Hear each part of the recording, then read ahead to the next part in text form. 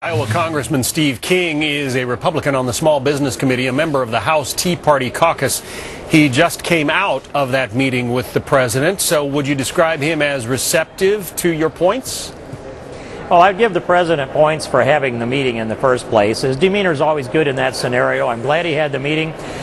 He heard what we had to say, but receptive will be something that will have to be analyzed by his actions on the other side.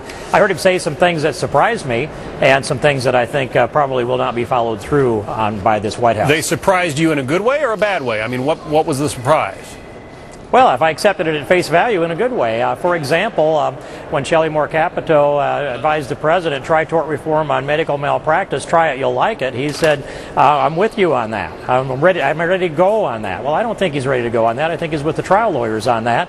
But that was his response that surprised me, and it would be encouraging if you took it at face value.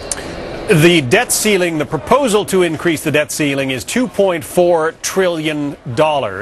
Republicans have said, at least some of them have said, you've got to come up with at least that much in spending cuts if we're going to raise the debt ceiling by that amount. Where do you find $2.4 trillion?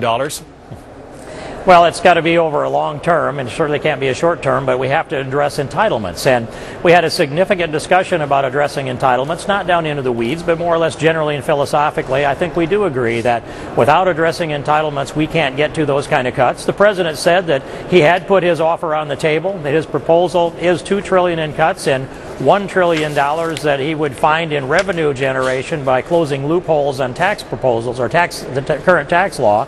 I think we've rejected that a long time ago, and the Senate clearly rejected the president's budget. So we're about $2.4 trillion apart in my view. And I think looking down the line, where I'd find $2.6 trillion immediately would be shut off all funding that's used to implement or enforce Obamacare, and the first full 10 years is $2.6 trillion in outlays. So there's where I'd find the money, John. It has been, well, we mentioned that you're a member of the Tea Party caucus in the House. It has been suggested that Tea Party members are just simply being too inflexible when it comes to this budget. How do you answer that?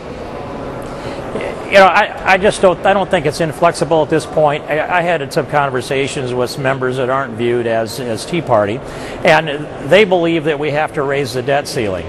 I don't know that we have to raise the debt ceiling, but I believe this. We must not raise the debt ceiling until we get at some reasonable kind of compromise. It will take us to the edge of brinksmanship before that we're going to get to that conclusion.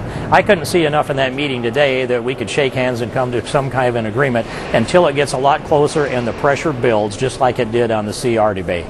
Steve King is a Republican from Iowa. Congressman King, thank you. Thank you, John.